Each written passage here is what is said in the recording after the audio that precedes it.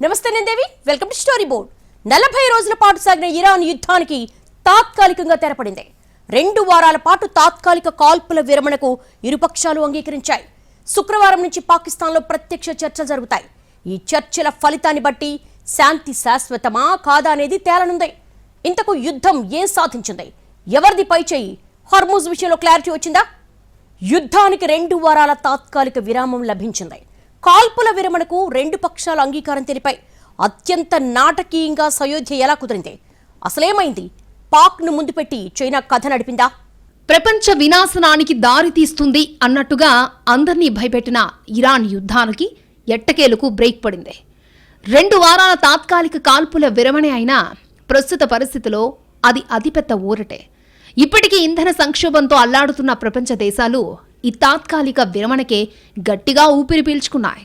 Iran నాగరికతను అంతం చేస్తామన్న Trump ప్రకటనకు ఎట్టి పరిస్థితుల్లో లొంగేది లేదన్న ఇరాన్ పట్టుదలకు మధ్య ప్రపంచం ఏమవుతుందో అన్న టెన్షన్కు అయితే తెరపడ్డట్టే. ఇక ఇప్పుడు ఏం జరగనుంది అనేదే చర్చనీయాంశంగా మారింది.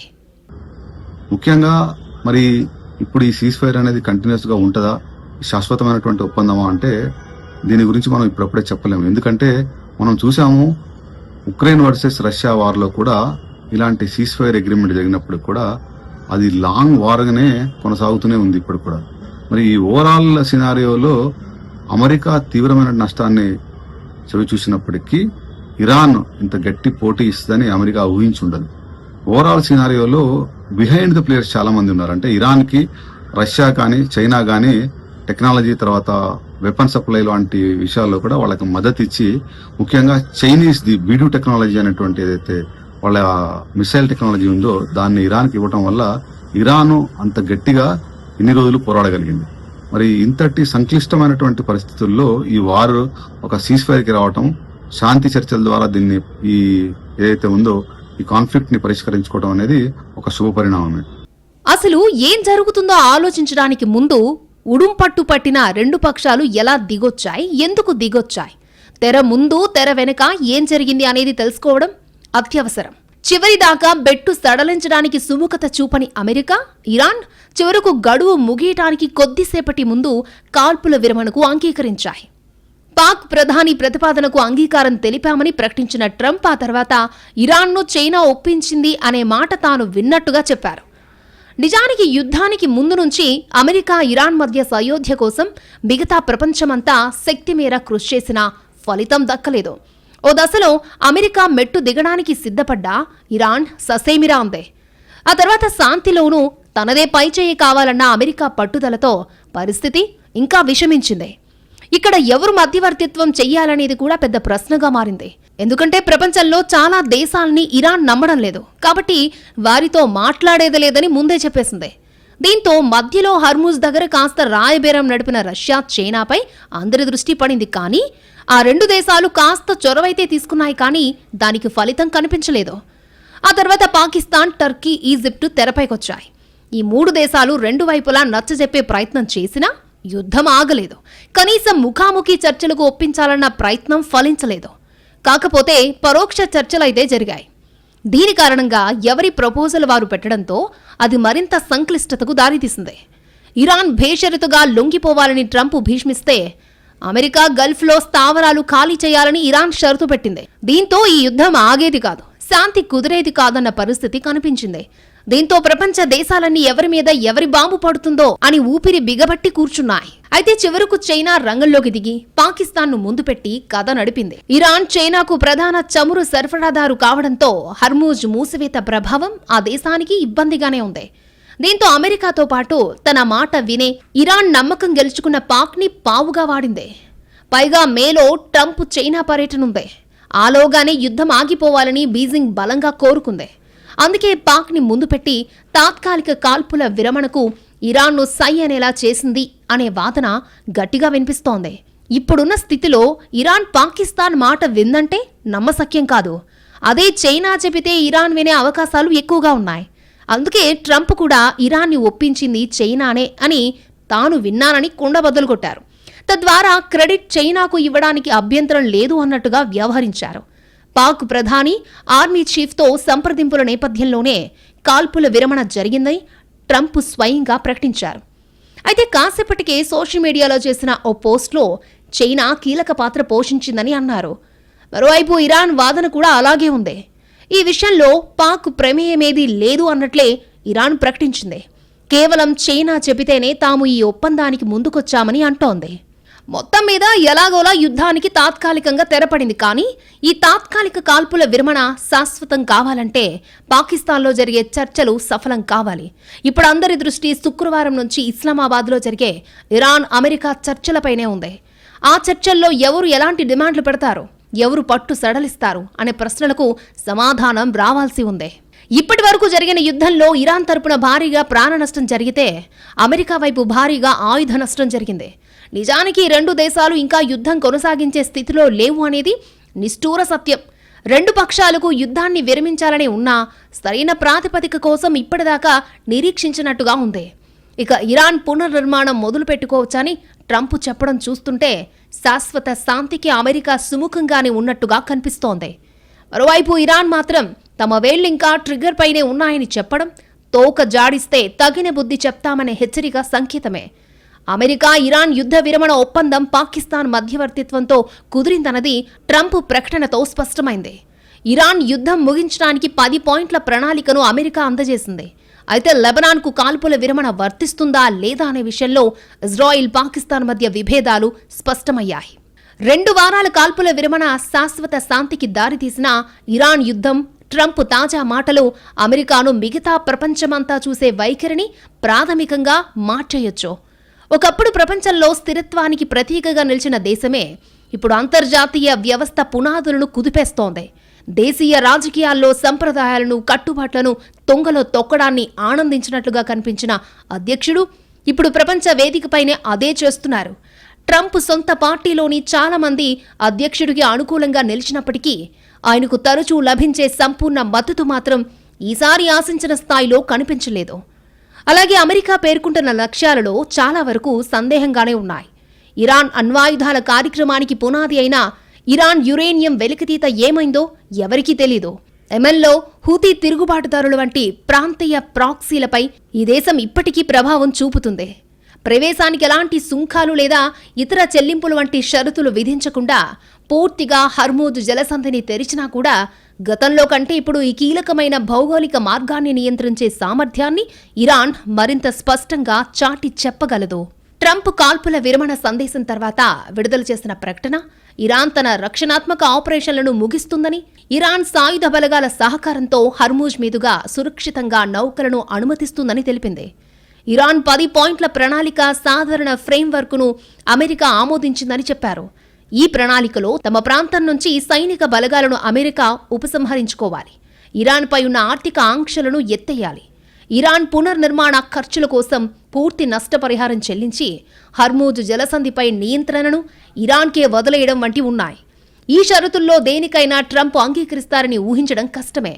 చర్చల కోసం పెట్టుకున్న రాబోయే 2 వారాలు క్లిష్టంగా ఉండొచ్చనే సంకేతాలున్నాయి. అయితే ప్రస్తుతానికి ఇది ట్రంప్ తన రాజకీయ గెలుపుగా చెప్పుకుంటున్నారు. ఆయన చేసిన తీవ్రమైన బెదిరింపు ఆశించిన ఫలితాన్ని సాధించిందని క్లెయిమ్ చేసుకుంటున్నారు. కానీ కాల్పుల విరమణ ఒక తాత్కాలిక ఉపశమనం మాత్రమే, శాశ్వత పరిష్కారమైతే కాదు. అధ్యక్షుడి మాటలు, చేతల వల్ల మొత్తం యుద్ధంలో జరిగిన దీర్ఘకాలిక వ్యయాన్ని పూర్తిగా అంచనా వేయాల్సి ఉంది. ఇంతకు హర్మూజ్ విషయంలో ఏం తేలింది? అమెరికా అడిగినట్టుగా ఇరాన్ హర్మూజ్ను అందరికీ తెరుస్తుందా? ఇరాన్ కోరినట్టుగా టోల్ వసూలుకు అమెరికా సహకరిస్తుందా? ఏ తర్వాత ఇరాన్ యుద్ధానికి ప్రపంచం మొత్తం మూల్యం చెల్లించాలా? అమెరికా ఇరాన్ మధ్య 6 వారాలుగా కొనసాగుతున్న ఉద్రిక్త పరిస్థితులకు తాత్కాలికంగా బ్రేక్ పడింది. గడువు సమయం దగ్గర పడుతున్న టైంలో ఒప్పందం కుదిరింది. అయితే ఈ ఒప్పందాన్ని 2 దేశాలు తమ విజయంగా చెప్పుకుంటున్నాయి. అమెరికా అధ్యక్షుడు డొనాల్డ్ ట్రంప్ దీన్ని పూర్తి విజయంగా ప్రకటించగా, ఇరాన్ కూడా తమ లక్ష్యాలు సాధించామని పేర్కొంది. అమెరికా దాడులు పూర్తిగా ఆగితే తమ సైనిక చర్యలను నిలిపివేస్తామని స్పష్టం చేశారు. అదేవిధంగా హర్మూజ్ జలసంధి ద్వారా 2 వారాల పాటు సురక్షిత రవాణా జరగడానికి అనుమతినిస్తామని ప్రకటించారు. ఈ నిర్ణయం అంతర్జాతీయ చమురు సరఫరాలపై ఉన్న ఆందోళనలను తగ్గించేలా ఉంది. హర్మూజ్ జలసంధి ప్రపంచ చమురు రవాణాలో కీలక మార్గం కావడంతో అక్కడి పరిస్థితులు ప్రపంచ ఆర్థిక వ్యవస్థపై నేరుగా ప్రభావం చూపుతాయి. ఈ నేపథ్యంలో ఇరాన్ తీసుకున్న నిర్ణయం అంతర్జాతీయంగా సానుకూల స్పందన పొందుతోంది. ఇరాన్ సెక్యూరిటీ కౌన్సిల్ ప్రకటనలో యుద్ధం ప్రారంభం నుంచే తమ లక్ష్యాలు సాధించే వరకు పోరాటం కొనసాగుతుందని నిర్ణయించుకున్నామని పేర్కొంది. అమెరికా విధించిన డెడ్లైన్లను పలుమార్లు తిరస్కరించామని, తమ వ్యూహం ప్రకారం యుద్ధాన్ని కొనసాగించామని తెలిపింది. అమెరికా, ఇరాన్ మధ్య 2 వారాల కాల్పుల విరమణ కుదిరిన నేపథ్యంలో ఇజ్రాయెల్ ప్రధాని బెంజమిన్ నెతన్యాహు అనూహ్య ప్రకటన చేశారు. ఈ ఒప్పందం లెబనాన్కు వర్తించబోదని, దాడులు కొనసాగుతాయన్న రీతిలోనే ఆయన మాట్లాడారు. అయితే పశ్చిమాసియా సంక్షోభానికి తాత్కాలిక తెరపడ్డంలో క్రెడిట్ పూర్తిగా తమదేనని భావిస్తున్న పాకిస్తాన్కు ఇది ఏమాత్రం మింగుడు పడిన విషయంగా మారింది. ఇరాన్పై భీకర దాడులుంటాయన్న ట్రంప్ డెడ్లైన్కు సరిగ్గా గంటన్నర ముందు శాంతిపావురం ఎగరేశారు. 2 వారాల పాటు యుద్ధం వాయిదా వేస్తున్నామని, ఈలోపు శాంతి చర్చలు జరుగుతాయని ప్రకటించారు. ఆ వెంటనే కాల్పుల విరమణ అనేది అన్ని ప్రాంతాలకు వర్తిస్తుందని పాకిస్తాన్ ప్రధాని షరీఫ్ ప్రకటించారు. అయితే కాసేపటికే షరీఫ్ చేసిన వ్యాఖ్యలకు విరుద్ధంగా ఇజ్రాయెల్ ప్రధాని బెంజమిన్ నెతన్యాహు మరొక ప్రకటన చేశారు. నెతన్యాహు కార్యాలయం విడుదల చేసిన ప్రకటనలో అమెరికా అధ్యక్షుడు ట్రంప్ తీసుకున్న నిర్ణయానికి ఇజ్రాయెల్ మద్దతు ఇస్తున్నప్పటికీ లెబనాన్ను ఒప్పందంలో చేర్చలేదని పేర్కొన్నారు. అమెరికా, ఇజ్రాయెల్ అలాగే ప్రాంతీయ మిత్రదేశాలు ఇరాన్ అణుక్షిపణి ఉగ్రవాద ముప్పును తొలగించేందుకు కట్టుబడి ఉన్నామని అన్నారు. మరోవైపు కాల్పుల విరమణను లెబనాన్కు వర్తింపచేయాలని హెజ్బుల్లాలు డిమాండ్ చేశారు. ఇలా కాల్పుల విరమణపై కావాల్సినంత సందిగ్ధత నెలకొండంతో కీలకమైన హర్మూజ్ సంగతేంటి అనే ప్రశ్నలు తెరపైకొచ్చాయి. ఎందుకంటే హర్మూజ్ విషయంలో ట్రంప్ భావన ఒకలా ఉంటే ఇరాన్ డిమాండ్ మరోలా ఉంది. ఒకవేళ ఇరాన్ కోరినట్టుగా ఓడల నుంచి టోల్ వసూలుకు అనుమతి వస్తే ప్రతి ఓడకు 18 కోట్లు చెల్లించాల్సుంటుంది అనే వాదన వినిపిస్తోంది. అదే జరిగితే ఇరాన్ యుద్ధభారం మోయలేక ప్రపంచ దేశాల ఆర్థిక వ్యవస్థలు కుదేలవుతాయనే ఆందోళన కనిపిస్తోంది. అసలు అమెరికా, ఇరాన్ యుద్ధం చేస్తే పరిహారం తామెందుకు చెల్లించాలని ఇప్పటికే కొన్ని దేశాలు నిలదీస్తున్నాయి. ఇప్పటికే హర్మూజ్లో నౌకలకు అనుమతి ప్రక్రియ చాలా క్లిష్టతరంగా మారింది. ఇప్పటిదాకా యుద్ధం జరుగుతోంది కాబట్టి ప్రపంచం సైలెంట్గా ఉంది. ఇప్పుడు కాల్పుల విరమణ తర్వాత కూడా హర్మూజ్ విషయంలో సంక్లిష్టత తొలగకపోతే మరోసారి రష్యా, చైనా చొరవ తీసుకుంటాయనే అభిప్రాయాలు కూడా లేకపోలేదు. ఎందుకంటే హర్మూజ్లో ఏ చిన్న సమస్యున్నా అది మొత్తం ప్రపంచం మీద ప్రభావం చూపుతుందనేది ఇప్పటికే తేలిన విషయం. ఆ మాటకొస్తే ప్రపంచమంతా యుద్ధం ముగియాలని కోరుకున్నదే హర్మూజ్ కోసం. అలాంటి హర్మూజ్ సమస్య తేలకుండా యుద్ధం ఆగినా తమకేం ప్రయోజనమని మిగతా దేశాలు భావించొచ్చు. మేము స్ట్రైట్ ఆఫ్ హర్మూజ్ లో మేము టోల్ ట్యాక్స్ కలెక్ట్ చేస్తాం, ప్రతి షిప్ కి ఒక $2 million కట్ చేస్తాం. ఈ వచ్చిన ఫండ్స్ తోటే మేము ఇరాన్ లో మేము రీకన్స్ట్రక్షన్ యాక్టివిటీ చేస్తామని ఇలాంటివి ఉన్నాయి. అయితే ఇప్పుడు ఈ చర్చలకి ఏమిటి వచ్చిందంటే, ఓపెనింగ్ ఎక్కడి నుంచి వచ్చిందంటే, ట్రంప్ ఏమన్నాడంటే దీని మీద చర్చించచ్చు, ఇరాన్ అడుగుతుంది అనేది చర్చించవచ్చు అన్నాడు. ఒప్పుకున్నాడా లేదా అనేది కాదు, చర్చించచ్చు అన్నాడు. అంటే దాంతో ఏమిటంటే అది ఎప్పుడు ఎలా జరిగింది, నిన్న రాత్రి అంతా అటుపక్క US vice president JD Vance, ఇటుపక్క పాకిస్తాన్ ఫీల్డ్ మార్షల్ వ్యాన్స్, దాని తర్వాత మిగతా మధ్యవర్తులు అందరూ మాట్లాడుకుంటూ ఈ కన్క్లూషన్కి వచ్చారు. ప్రస్తుత స్థితిలో హర్మూజ్ పై ఇరాన్ కూడా ఎక్కువ బెట్టు చేయకపోవచ్చు. కాదు కూడదని టోల్ వసూలు చేసినా ఆ దేశం కోరినంత ఇవ్వకుండా మిగతా దేశాలు బేరసారాలు చేసే అవకాశం కూడా కొట్టి పారేయలేనిదే. వ్యవహారం ఇంకా ముదిరితే ఇరాన్ అవసరాలను తాము కూడా బిగిస్తామని మిగతా దేశాలు బ్లాక్మెయిల్ చేయొచ్చు. లేకపోతే పాకిస్తాన్లో జరిగే చర్చల్లో అమెరికానే ఎంతో కొంత పరిహారాన్ని ఇరాన్కు ఆర్థిక సాయం రూపంలో ఇవ్వచ్చు. ఇప్పటికే ఆ దిశగా ట్రంప్ సానుకూల ప్రకటన చేశారు. ఇక ఇస్లామాబాద్ చర్చల్లో ప్రధాన అజెండాగా హర్మూజ్ టోల్ వసూలు అంశమే ఉన్నా ఆశ్చర్యపోనక్కర్లేదు. ఒకవేళ హర్మూజ్ విషయంలో అమెరికా, ఇరాన్ కొత్త గేమ్కు తెరలేపితే అప్పుడు మిగతా ప్రపంచం స్పందన కూడా కీలకంగా మారనుంది. ఇప్పటికే తమకు సంబంధం లేని యుద్ధం కారణంగా ఎంతో నష్టం భరించామని, ఆ మాటకొస్తే అమెరికానే తమ నష్టాన్ని భర్తీ చేయాలని మిగతా దేశాలు కోరొచ్చు. అలాగే ఇరాన్, ఇజ్రాయెల్ మధ్య ఉన్న సమస్యను అనవసరంగా మధ్యలో దూరి అమెరికా పెద్దది చేసిందని, దాని పర్యవసానమే ప్రస్తుత దుస్థితి అని ప్రపంచమంతా ముక్తకంఠంతో చెబుతోంది. ఇప్పుడు కనీసం హర్మూజ్ విషయంలో సందిగ్ధతను తొలగించడానికి అమెరికా ముందుకు రాకపోతే ఇక వరల్డ్ ఆర్డర్ ఎలా మారుతుందో చెప్పడం కూడా కష్టమే. అప్పుడైనా ఐక్యరాజ్యసమితి రంగంలోకి దిగుతుందా? అమెరికా చేయలేనిది తాము చేస్తామని రష్యా, చైనా రంగంలోకి దిగుతాయా? భారత్ లాంటి తటస్థ దేశాలు కూడా కల్పించుకుంటాయా? వంటి ప్రశ్నలన్నింటికీ సమాధానాలు రావాల్సి ఉంది. ఈ యుద్ధం తర్వాత ఏం జరగబోతోంది? పాకిస్తాన్లో జరిగే చర్చలతో క్లారిటీ వస్తుందా? ప్రపంచ ఆధిపత్యం చేతులు మారుతుందా? ఇకపై చైనా కీలక పాత్ర పోషిస్తుందా? ఎలాగైతేనేం, ఎవరు ఆపితేనేం, ఇరాన్ యుద్ధం తాత్కాలికంగా ఆగిందే. శాశ్వత శాంతి కోసం ఎలాగూ చర్చలు జరుగుతాయి. ఆ చర్చల్లోనూ మిగతా దేశాల ఒత్తిడి బాగా పనిచేస్తుంది అనడంలో సందేహం లేదు. అప్పుడు మధ్యవర్తులకు తెరవెనుక నుంచి అందే సందేశాలు, సలహాలు కూడా కీలక పాత్ర పోషిస్తాయి. యుద్ధం ఎంత నష్టం మిగిలిస్తుందో అందరూ చూశారు కాబట్టి ఇప్పుడు శాంతి అవసరం అందరికీ బాగా అర్థమైంది. అటు అమెరికా, ఇటు ఇరాన్ కూడా శాశ్వత శాంతి కోసం గట్టిగా ప్రయత్నించే అవకాశాలున్నాయి. చర్చలెక్కడా గతి తప్పకుండా మిగతా ప్రపంచం కాచుకుంటుంది. అదే సమయంలో ఇజ్రాయెల్ను చర్చల్లో కల్పించుకోనీయకుండా చేస్తే సగం విజయం సాధించినట్టే అని మిగతా దేశాలు భావిస్తున్నాయి. ఇప్పుడు యుద్ధం తాత్కాలికంగా ఆగిన తర్వాత కూడా నెతన్యాహు చేస్తున్న ప్రకటనలు ఆయన అసలు రంగును బయటపెడుతున్నాయి. అసలు ట్రంప్కు ఇష్టం లేకుండానే నెతన్యాహు బలవంతంగా యుద్ధంలోకి లాగారనే ఆరోపణలు మొదటి నుంచి ఉన్నాయి. వీటిని ఇజ్రాయెల్ ఖండించకపోగా ఎప్పటికప్పుడు వాటిని మరింత బలపరిచే ప్రకటనలు చేస్తూనే ఉంది. ఇక యుద్ధాన్ని తామే ఆపేశామని పాకిస్తాన్ గొప్పలు చెప్పుకుంటోంది. దీనికి ట్రంప్ ప్రకటనను నిదర్శనంగా చూపుతోంది. కానీ వెంటనే తన పరువు తానే తీసుకుంది. ట్రంప్ ప్రకటనని యథాతథంగా పోస్ట్ చేసిన పాక్ ప్రధాని షరీఫ్ నవ్వుల పాలయ్యారు. మొదటి నుంచి బఫూన్ కంట్రీగా ఉన్న పాక్ మరొకసారి తన పేరు నిలబెట్టుకుందనే సెటైర్లు పేలుతున్నాయి. ఆ తర్వాత ట్రంప్, ఇరాన్ ప్రకటనలు తరచి చూస్తే చైనా పాత్ర తేటతెల్లమైంది. పాక్ని ముందు పెట్టి కథ నడిపిన చైనా పరోక్షంగా పని చక్కబెట్టింది. ఇరాన్ యుద్ధంలో తొలి నుంచి తెరవెనుక పాత్రే పోషిస్తున్న చైనా చివరకు ముగింపులోనూ తెరవెనుక పాత్రకే పరిమితం కావడం చిన్న విషయం కాదనే విశ్లేషణలు వెలువడుతున్నాయి. మధ్యలో కాస్త చొరవ చూపిన రష్యా తర్వాత సైలెంట్ అయింది. కానీ ఇప్పుడు చైనాతో పాటు రష్యా కూడా కీలక పాత్ర పోషించిందా లేదా అనే ప్రశ్నలు అలాగే ఉన్నాయి. ప్రస్తుత ఇరాన్ యుద్ధం ప్రపంచంలో పెద్దన్న పాత్ర పోషించే దేశాన్ని మార్చిందనే వాదన కూడా తెరపైకొచ్చింది. ఇప్పటిదాకా తాను భయపెడితే భయపడ్డ ప్రపంచాన్ని చూసిన అమెరికాకు ఇప్పుడు షాక్ తగిలిందే.